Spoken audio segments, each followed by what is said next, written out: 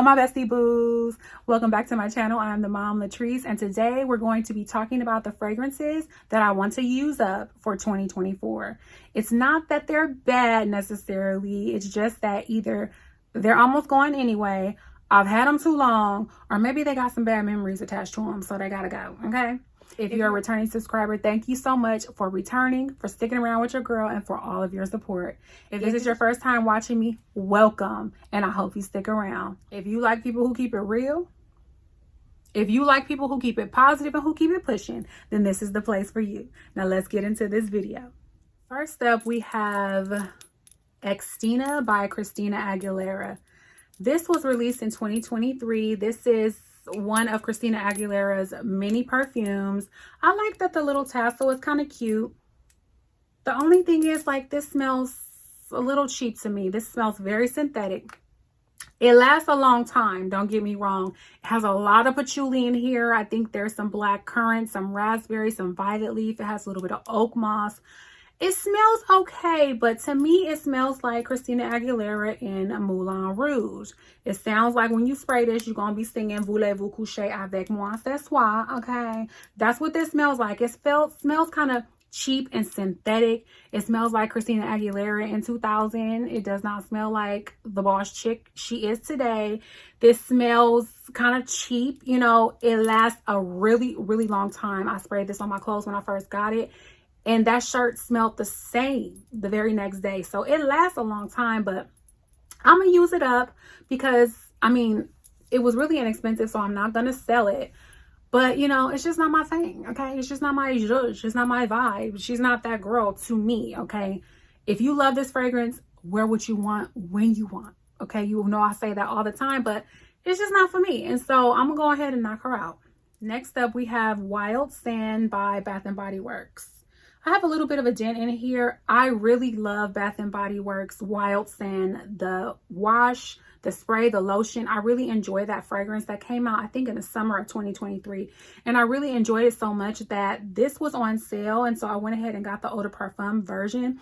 But I just have to say, I'm not really enjoying it that much. I mean, I smell pear in here for sure. It does smell like the desert, like sand, like how you think that would smell. It has a pear note in here. It's pretty sweet, but what I smell in the bottle is not what I get on my skin. And it could just be my skin chemistry and the way that this is, you know, working out on my skin. And that's why I don't like it. I don't know, but whatever it is, I'm not really feeling her. And it's really small, so I feel like I can knock this out pretty quickly. So I'm going to go ahead and try to use it. Sometimes when I don't really care for a fragrance and I just want to get rid of it, I'll spray it on my bed, or I'll spray it on the curtains, or I'll spray it in the living room on the couch pillows, you know, just to give it a little bit of a scent in the room. And I think that's what I'm going to do to this, so I can go ahead and knock it out. Next up, we have So Scandal by Jean Paul Gaultier. I have the small 1 ounce bottle of this. When I first bought this, I was in love with it. It's a floral fragrance. It has, I think, raspberry in here. It also has a milk note in here that makes it a little bit creamy, a little lactonic. When I spray it, sometimes milk notes can turn a little bit sour on your skin. To me, this does not turn sour at all. It's a very crowd-pleasing fragrance. I feel like if you're into florals, you will love this fragrance, but it's just, I don't know. I feel like I'm not as much of a floral girl as I used to be. I used to really, really enjoy floral fragrances. Now I'm leaning more into gourmands or fruity florals or fruit choulis, like different types of floral fragrances. And this is raspberry and jasmine and milk and tuberose. And I'm also not the hugest fan of tuberose. You can really smell tuberose in this fragrance. If you don't know what tuberose smells like, if you've ever smelled Armani My Way, you know what tuberose smells like, because there's a ton of tuberose in Armani My Way. This has the vibe of My Way, but it also has that raspberry and it has that milk note in here that makes it a little bit creamy. I feel like if this was creamier, I probably would like it much more, but it's very pretty. It's very crowd pleasing. Don't get me wrong. You will definitely get compliments with this, but she just a little bitty girl, okay? This is just a tiny little bottle, and so I'm just gonna knock it out. Next up is Dolce Garden. This is magnolia, this is coconut, this is neroli. This is a little bit sour, but it does smell very summery, very beachy. It does have that vibe to it, but I'm not the biggest fan of neroli, so I'm learning that I don't really like sour fragrances that much. This smells very sour, but it does smell coconutty as well. A lot of people really enjoy this fragrance, but I think I'm going to go ahead and either knock it out or sell it or give it away to someone because it's giving me pandemic vibes, and it's no fault of the fragrance, but I bought this during the pandemic when I was really stuck at home. I would spray it kind of to lift my spirit up, and I'm not really in the mood for that anymore. I don't want any perfumes that are going to give me memories of bad times, of depression, of gaining weight because I was eating because I couldn't go nowhere. So it gotta go. It gotta go. Another one that I'm going to work on getting rid of or using up in my collection is Alt's Crystal number 23. This was in my video for like the biggest dents in my collection. I'm going to work on getting rid of this one because number one, I've had it for a while, so it's probably time to just go ahead and knock it out. Number two, I have the huge bottle of Baccarat Rouge 540, and so I no longer need this. Like, I bought this before I bought the bottle of Baccarat Rouge 540 because I really wasn't like ready to drop that much money on a fragrance at the time.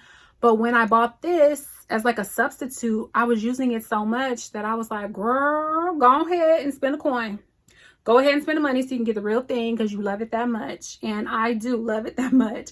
It is a groundbreaking fragrance in my opinion, but you know, I don't need that anymore because I have this. Oh, and look, the other thing is, look, it's leaking.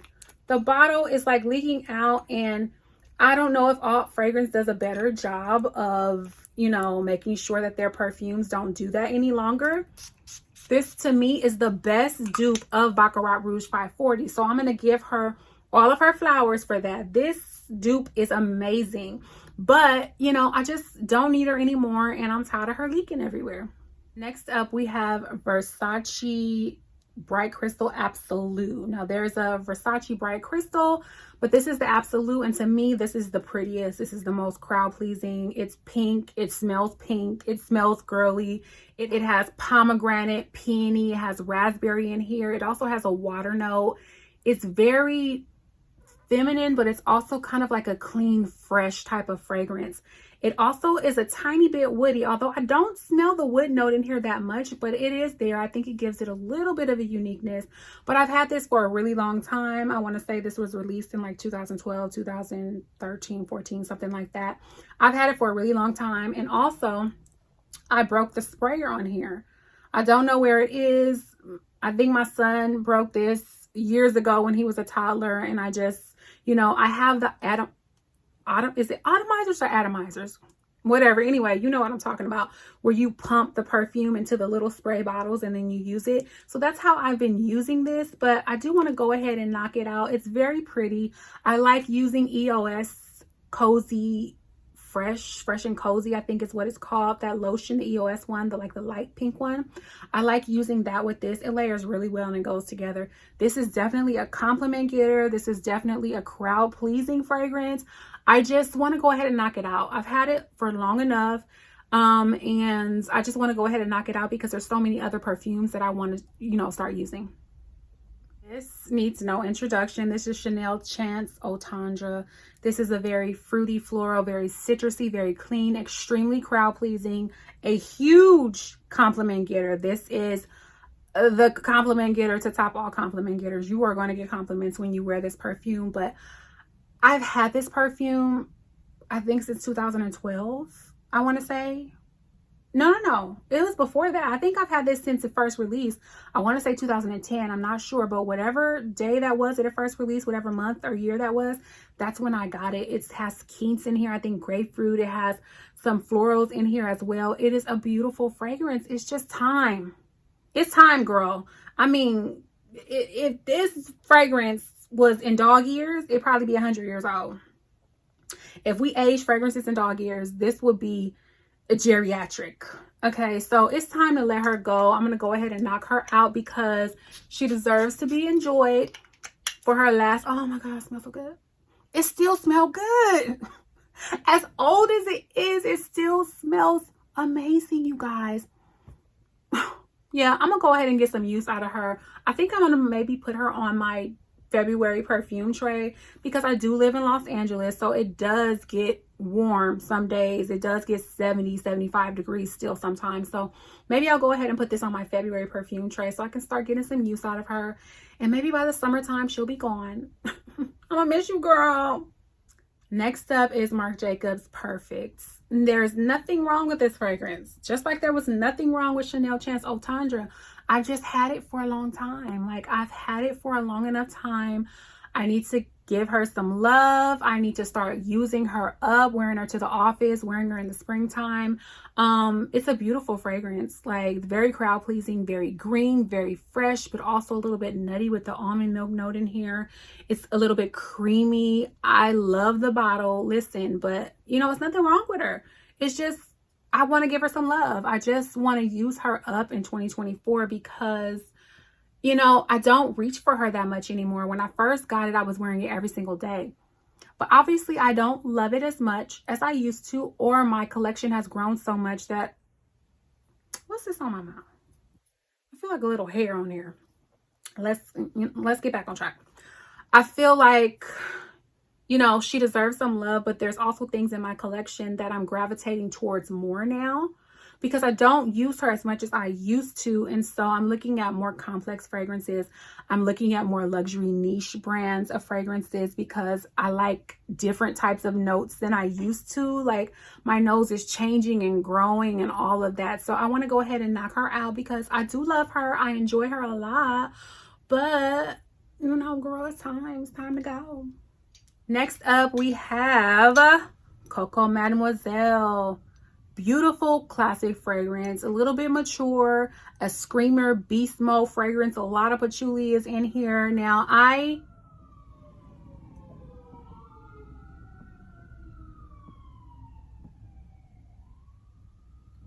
hope they're okay. But yeah, it leans very mature because it does have a strong patchouli note, but it's very citrusy. It's very clean. I've been layering this a lot with Oriana because Oriana has that citrusiness, marshmallow fluffiness that goes pretty well with this one. But I've had her for a long time. Like, I've had her just as long as I've had Chanel Chance Eau Tandra. Okay, she's geriatric, honey. Okay, she on a walker at this point. She wearing diapers at this point. Okay, that's how old this one is. Like, she getting up there. So I want to go ahead and knock this one out because, you know, it's time. It's time to let her go. It's time to move on, honey. You have had your time, and like, you are in the Hall of Fame of perfume. Her place on the Hall of Fame of perfumes of all time is locked in. Okay, she's not going anywhere. She has served her purpose in my collection though, and so she gotta go. And along with that, I want to knock out my Coco Mzelle Intense.